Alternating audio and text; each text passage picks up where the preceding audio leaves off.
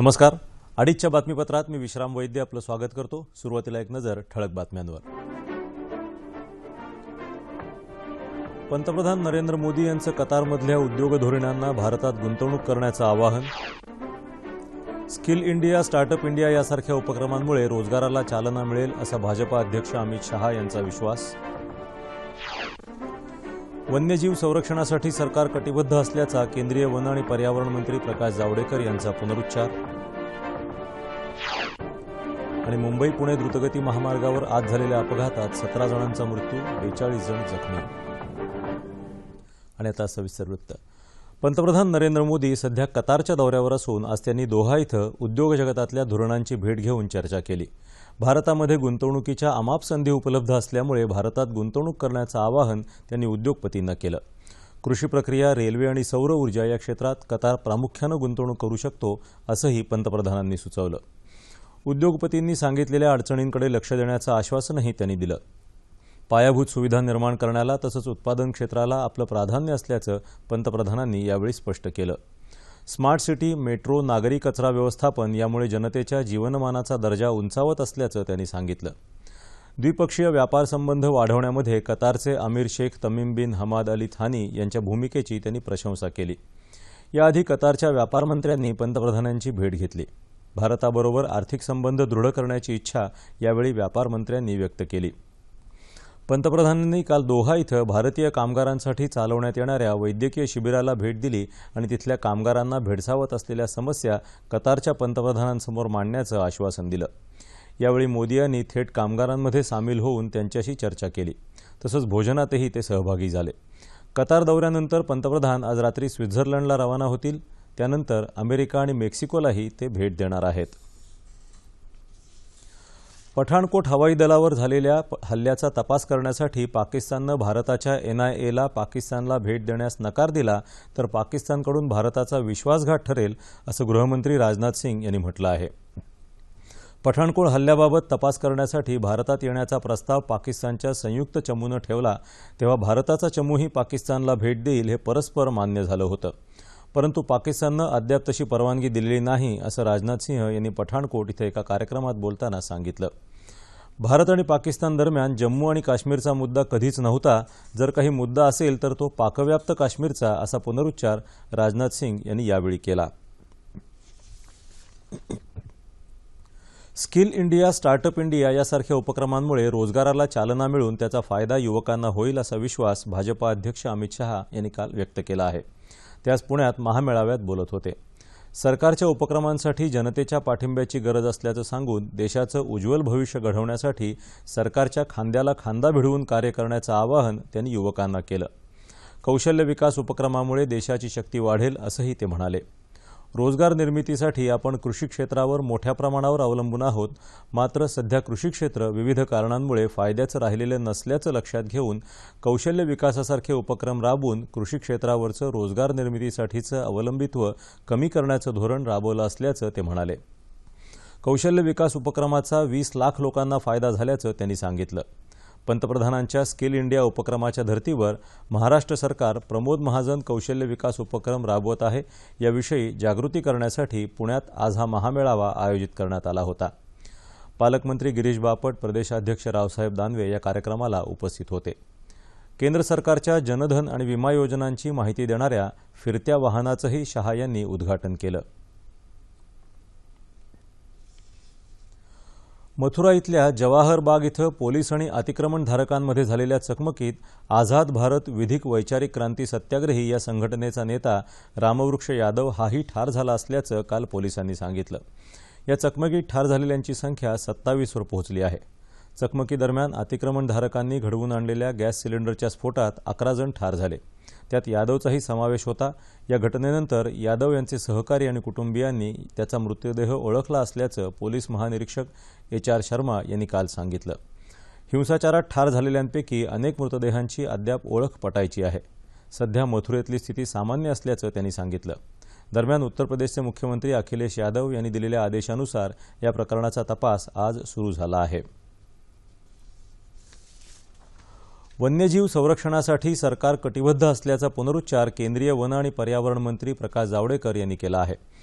आजच्या जागतिक पर्यावरण दिनाचं औचित्य साधून मुंबईत संजय गांधी राष्ट्रीय उद्यानात जावडेकर यांच्या उपस्थितीत एक कार्यक्रम झाला। त्यावेळी ते बोलत होते। पर्यावरण साखळीचं रक्षण करण्यासाठी संयुक्त पुढाकाराची गरज त्यांनी व्यक्त केली। वन्यजीव संरक्षण हा या वर्षीच्या जागतिक पर्यावरण दिनाची संकल्पना असल्याचं त्यांनी सांगितलं। वाघांच्या संख्येत झालेली वाढ ही उत्साहजनक बाब असल्याचं ते म्हणाले। वन्य प्राण्यांच्या अवयवांच्या बेकायदा व्यापाराला आळा घालण्यावर लक्ष केंद्रित केलं असल्याचं त्यांनी सांगितलं। वन्यजीवांच्या अवयवांपासून तयार केलेल्या वस्तूंचा वापर आपण करणार नाही अशी शपथ प्रत्येकानं घेतल्यास त्याला आपोआपच आळा बसेल असंही ते म्हणाले। प्राण्यांची अवैध शिकार थांबवणं, प्राण्यांच्या शिकारीपासून निर्माण झालेल्या वस्तूंचा व्यापार न होऊ देणं आणि त्याचबरोबर वन्य प्राण्यांचं संरक्षण करून मानव आणि वन्य प्राणी यांचं सहअस्तित्व नीटपणाने कसं राहील यासाठी आज मी हा कार्यक्रम केला। एकेकाळी गिधाडं हा सगळ्यात स्वच्छतेचं मोठं काम करायचे। 4 कोटी गिधाडं 10 वर्षामध्ये मरून त्याचे 4 लाख सुद्धा आता राहिले नाहीत आणि म्हणून त्याच्या पुनरुज्जीवनाचा गेले 15 वर्ष एक प्रकल्प सुरू आहे। त्यातली पहिली गिधाडं आम्ही 3 तारखेला आता हरियाणामध्ये सोडली हवेमध्ये, तो प्रयोग यशस्वी झालाय। आता पुन्हा आम्ही 10 वर्षात प्रयत्न करून गिधाडांचं पुन्हा पुनरुज्जीवन केलं, हेही आम्ही करून दाखवू। विकासाबरोबरच पर्यावरण संतुलन आणि नैसर्गिक स्रोत जपण्यासाठी दरवर्षी 5 जून जागतिक पर्यावरण दिन म्हणून साजरा करण्यात येतो। जनजागृतीच्या दृष्टीनं पाहूया हा वृत्तांत।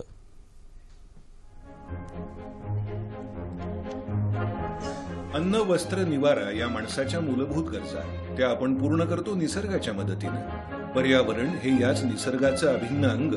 हवा, पाणी, माती, डोंगर, झाडं यातून आकाराला येतं ते पर्यावरण। आपल्या बदलत्या जीवनशैलीमुळे, विकासाच्या हव्यासामुळे, नैसर्गिक साधनांवर अतिक्रमण केल्यामुळे पर्यावरण धोक्यात येतं। हाच विचार करून संयुक्त राष्ट्रसंघाने 1972 मध्ये स्टॉकहोम इथे भरलेल्या पर्यावरण परिषदेच्या निमित्तानं 5 जून हा जागतिक पर्यावरण दिन घोषित केला। हा दिवस पर्यावरण दिन म्हणून साजरा करण्यामागे लोकसहभागाला महत्त्व दिलं गेलं आहे। जैवविविधतेचं संगोपन, शुद्ध हवा, पाण्याचा पुरवठा, वनसंरक्षण, पाणलोट क्षेत्रांचं जतन या गोष्टींवर भर दिला जातो। पुनर्वापर, काटकसर आणि जागरूकता या मुद्द्यांवर जनजागृती करण्यासाठी व्याख्यानं, प्रदर्शनं यांचं आयोजन केलं जातं। पण केवळ एक दिवस पर्यावरण दिन साजरा करून थांबणं योग्य होईल का? खरं तर याचं उत्तर आपल्यापैकी प्रत्येकालाच माहीत आहे, पण कळतंय पण वळत नाही असा काहीसा प्रकार आहे। काही व्यक्ती, संस्था आपापल्या परीनं हा वसा सांभाळतायत, पण पुढे येणाऱ्या हातांची संख्या वाढायला हवी। विचार आणि कृती यातलं अंतर कमी व्हायला हवं। या सगळ्या गोष्टी आपण नक्की करू शकतो, खरं ना? अजूनही वेळ गेलेली नाही। चला आजपासून सुरुवात करूया। पर्यावरण रक्षणाबरोबर समाधान आणि आनंद मिळवूया। आजच्या जागतिक पर्यावरण दिनानिमित्त संपूर्ण नाशिक जिल्ह्यातही स्वच्छता मोहीम राबवण्यात येत आहे। नाशिकचे जिल्हाधिकारी जी राधाकृष्णन यांच्या नेतृत्वाखाली आज सकाळी गोदावरी नदीच्या पात्रापासून सुरू झालेली ही मोहीम सर्व शासकीय ठिकाणं, सार्वजनिक स्थळं अशा एकूण 1300 ठिकाणी राबवण्यात येत आहे। या मोहिमेत जिल्ह्यातून तब्बल 70,000 स्वयंसेवक, अधिकारी, कर्मचारी सहभागी होणार आहेत। गोदावरी पात्रात सुरू झालेल्या या स्वच्छता मोहिमेला नाशिकचे महापौर अशोक मुर्तडक, आयुक्त प्रवीण गेडाम उपस्थित होते। नाशिकमधल्या सर्वात मोठ्या तलावाची 300 कार्यकर्त्यांनी एका तासात स्वच्छता केली।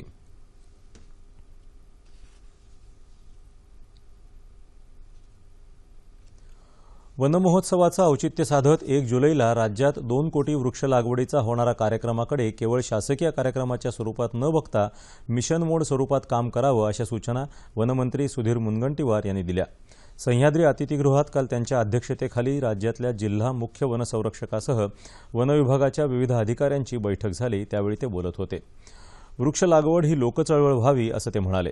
तर ग्रामपंचायतींनी ग्रामसभेच्या माध्यमातून वृक्ष लागवडीची ही संकल्पना लोकांपर्यंत पोहोचवण्याचं आवाहन मुनगंटीवार यांनी केलं।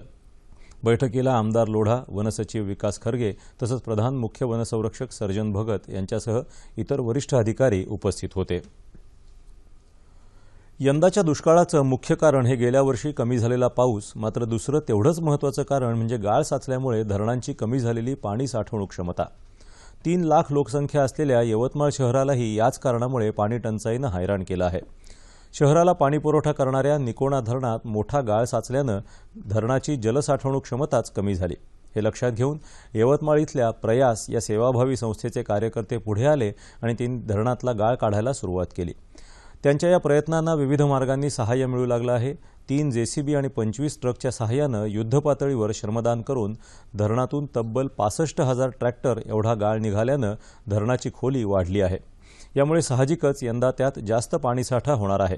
या उपक्रमाची गृहराज्यमंत्री डॉक्टर रणजित पाटील यांनी देखील दखल घेतली असून असाच उपक्रम इतर भागातही राबवण्याची गरज व्यक्त केली आहे. विदर्भातल्या अनेक जिल्ह्यात दुष्काळाची परिस्थिती आहे. मात्र सरकारकडून दुष्काळग्रस्तांसाठी कोणत्याही उपाययोजना होत नाहीत. उलट राज्यातल्या अनेक लोककल्याणकारी योजना राज्य सरकारनं बंद केल्यामुळे ग्रामीण जनता अडचणीत आली आहे, असा आरोप राष्ट्रवादी काँग्रेस पक्षाचे नवनिर्वाचित खासदार प्रफुल्ल पटेल यांनी केला. प्रफुल्ल पटेल यांची राज्यसभेवर बिनविरोध निवड झाल्याबद्दल नागपूरमध्ये काल त्यांचा सत्कार करण्यात आला. त्यानंतर आयोजित पत्रकार परिषदेत ते बोलत होते. विकासदराचं आकलन करण्याची पद्धत भाजपा सरकारनं बदलली असून विकासदर वाढल्याचं सरकार सांगत आहे, तर देशातील जनता आनंदी का नाही असा सवाल त्यांनी यावेळी उपस्थित केला. विकासदर वाढला तर त्याचं प्रतिबिंब दिसायला पाहिजे होतं, मात्र उलटपक्षी महागाई वाढल्याचा आरोप त्यांनी यावेळी केला. विदर्भात राष्ट्रवादी काँग्रेस कमी पडत आहे, मात्र यानंतर विदर्भावर लक्ष केंद्रित करून संघटना बांधणीवर भर देणार असल्याचं पटेल यांनी सांगितलं. मुंबई काँग्रेसचे अध्यक्ष संजय निरुपम यांच्या नेतृत्वाखाली काल मुंबईत राज्य सरकारच्या विरोधात धिक्कार मोर्चा काढण्यात आला होता. नरेंद्र मोदी सरकारची 2 वर्ष पूर्ण झाली, मात्र देशातल्या जनतेला अद्याप अच्छे दिन दिलेच नाहीत. उलट महागाई अधिकच वाढली आहे, अशी टीका निरुपम यांनी केली. मुंबई महानगरपालिकेत गेल्या 20 वर्षांपासून शिवसेना आणि भाजपाची सत्ता असून महापालिकेतला भ्रष्टाचार विकोपाला पोहोचला आहे, असंही ते म्हणाले. आजचं युग हे मार्केटिंगचं आहे. त्याच्या जोरावर भारतीय जनता पक्ष केंद्र आणि राज्यात सत्तेवर आला. राष्ट्रवादी कार्यकर्त्यांनी या पराजयाचं आत्मपरीक्षण करावं आणि निराश न होता पुन्हा जोमानं कामाला लागावं, असा सल्ला माजी उपमुख्यमंत्री अजित पवार यांनी पक्ष कार्यकर्त्यांना दिला. सोलापूर शहर जिल्हा राष्ट्रवादी काँग्रेस पक्षाच्या वतीनं आज आयोजित कार्यकर्ता मेळाव्यात ते बोलत होते. राज्यात आणि केंद्रात राष्ट्रवादी काँग्रेस विरोधी पक्ष असला तरी तो सदैव सामान्य माणसाच्या हितासाठी काम करेल. खोटी आश्वासनं आणि स्वप्न दाखवून भाजपा सत्तेत आला, त्यांचा तो खोटेपणा जनतेसमोर नेणं हे आपलं काम आहे, असं ते म्हणाले. यानिमित्त प्रदेश राष्ट्रवादी काँग्रेस पक्षातर्फे तयार करण्यात आलेल्या कार्यकर्ता माहिती संकलन अभियानाचंही उद्घाटन करण्यात आलं. मुंबईतले तबेले हटवण्याच्या निर्णयाचा निषेध करण्यासाठी मुंबई दूध उत्पादक संघटनेची काल बैठक झाली. मुंबईतले तबेले दाबचेरीला हटवण्यासाठी राज्य सरकार आणि मुंबई महानगरपालिका दबाव आणत असल्याचा आरोप या बैठकीत करण्यात आला. मुंबई महानगरपालिकेनं तबेला मालकांना बजावलेल्या नोटिसा मागे घ्याव्यात, तबेला मालकांच्या परवान्यांचं नूतनीकरण करण्यासंदर्भात योग्य यंत्रणेला निर्देश द्यावे आदी मागण्या या बैठकीत करण्यात आल्या.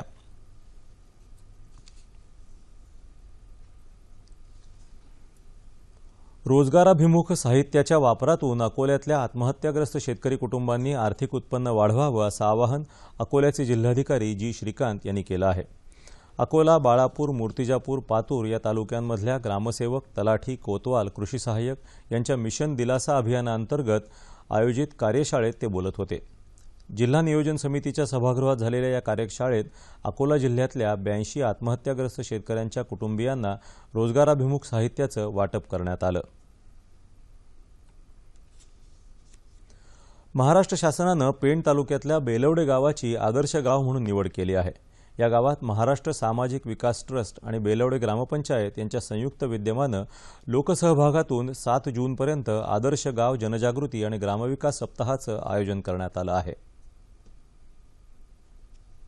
पेण तालुक्यातल्या बेलवडे या गावात महाराष्ट्र सामाजिक विकास ट्रस्ट आणि बेलवडे ग्रामपंचायत यांच्या वतीने लोकसहभागातून 1 जून ते 7 जूनपर्यंत आदर्श गाव जनजागृती आणि ग्रामविकास उपक्रम राबवला जात आहे.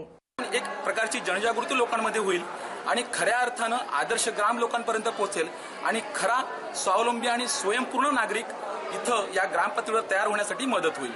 आपण ह्या योजनेअंतर्गत 56% जे पाणलोटवर काम करणार आहोत, तर त्या निमित्ताने पाण्याचे आपल्याकडं सुसुविध सुविधा उपलब्ध होईल.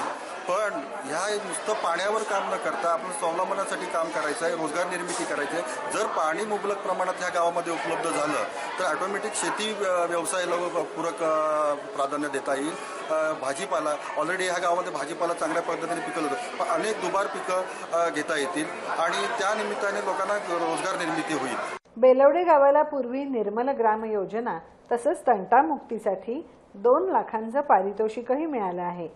या गावाने पेण तालुक्यात नंबर 1चं गाव म्हणून अगोदरच प्रसिद्धी मिळवली आहे. आदर्श गाव जनजागृतीसाठी आयोजित करण्यात आलेल्या सप्ताहासाठी 1 जून ते 7 जूनपर्यंत वेगवेगळ्या कार्यक्रमांची आखणी केली जात आहे. यात पूर्व हंगामी मृदसंधारण कामांची देखभाल आणि दुरुस्ती, शाळांच्या व्यवस्थापनाची माहिती, जातीच्या दाखल्यांचं वाटप, ग्रामविकासाच्या विविध अभियानासाठी जनजागृती आणि चर्चासत्र, तसंच आरोग्य शिबिरात महिलांच्या आरोग्याची तपासणी, रक्त तपासणी, औषध व्यवस्था, फिरता दवाखाना इत्यादींचीही व्यवस्था करण्यात आली आहे. यामध्ये जे गायनेक पेशंट्स आहेत त्यांची आम्ही इथं चेकअप करणार आहोत आणि नंतर जे लहान मुलं आहेत त्यांची आम्ही तपासणी करतोय. त्यामधून आम्ही इथं मोफत औषधाचं वाटप करतोय आणि ह्या पेशंट बघितल्यानंतर ज्यांना पुढे मोठ्या उपचाराची गरज आहे किंवा ऑपरेशन्स आहेत ते आम्ही त्यांना अतिशय माफक दरामध्ये त्यांना आम्ही सुविधा काढतो. बेलवडे गाव कायमस्वरूपी आदर्श गाव राहावं याकरता ग्रामस्थही प्रयत्न करत असल्याचं दिसत आहे.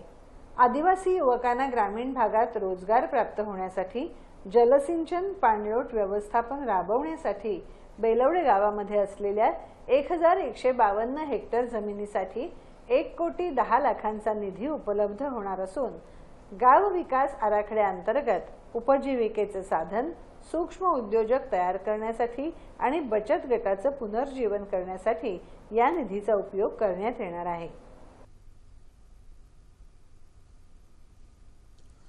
ज्येष्ठ गायिका स्वरयोगिनी डॉक्टर प्रभा अत्रे यांच्या सहस्रचंद्र दर्शनानिमित्त मुंबईत स्वर नृत्य प्रभा या कार्यक्रमाचं आयोजन करण्यात आलं आहे. प्रभा अत्रे यांनी शास्त्रीय संगीताविषयी या निमित्तानं भाष्य केलं. शास्त्रीय संगीत असो किंवा सुगम संगीत असो, चित्रपट संगीत असो, सर्वांनी संगीताचा आनंद घेतला पाहिजे असं मला वाटतं आणि त्या दृष्टीनं मी सतत काम करत आले आहे. संगीत हे सर्वांगीण ते अनुभवलं पाहिजे, त्याचे वेगळे वेगळे जे पैलू आहेत त्यांचा अभ्यास केला पाहिजे आणि सामान्य श्रोत्यापर्यंत संगीत, शास्त्रीय संगीत कसं पोहोचेल त्याचा विचार केला पाहिजे आणि मी ती साधना आजपर्यंत केलेली आहे. काल झालेल्या कार्यक्रमात 11 पुस्तकांचं प्रकाशन निवृत्त न्यायमूर्ती चंद्रशेखर धर्माधिकारी यांच्या हस्ते करण्यात आलं. 2 दिवसांच्या या कार्यक्रमात आज साधना सरगम, आनंद भाटे यांनी भावगीतं आणि भजनं सादर केली.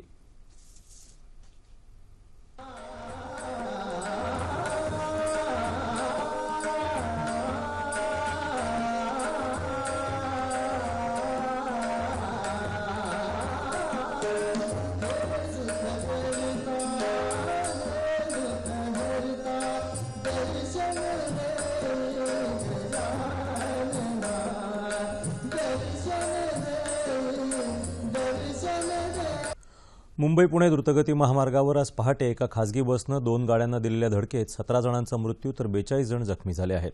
मृतांमध्ये काही महिला, पुरुष आणि लहान मुलांचा समावेश असल्याचं समजतं. जखमींना कळंबोली इथल्या रुग्णालयात दाखल करण्यात आलं आहे. धडकेनंतर 3ही गाड्या दरीत कोसळल्यानं मृतांच्या संख्येत वाढ होण्याची शक्यता आहे. अपघाताबाबत मुख्यमंत्री देवेंद्र फडणवीस यांनी ट्विटरवरून दुःख व्यक्त केलं आहे.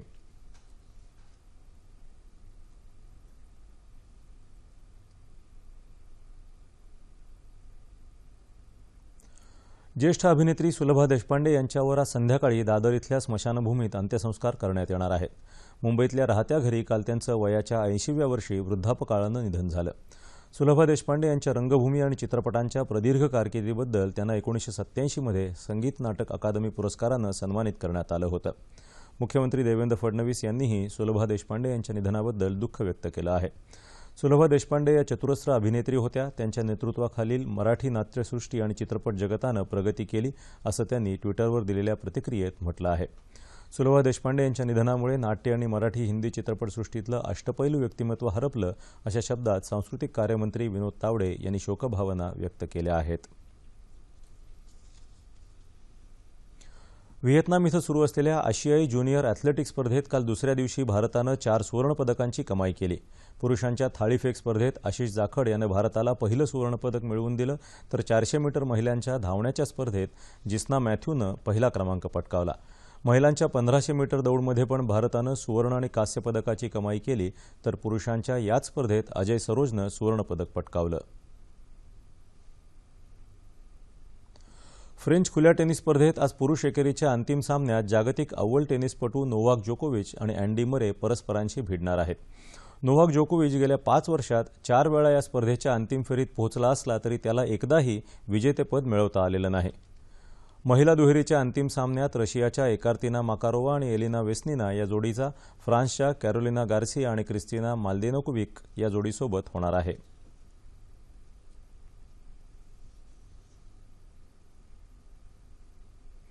आणि आता हवामान.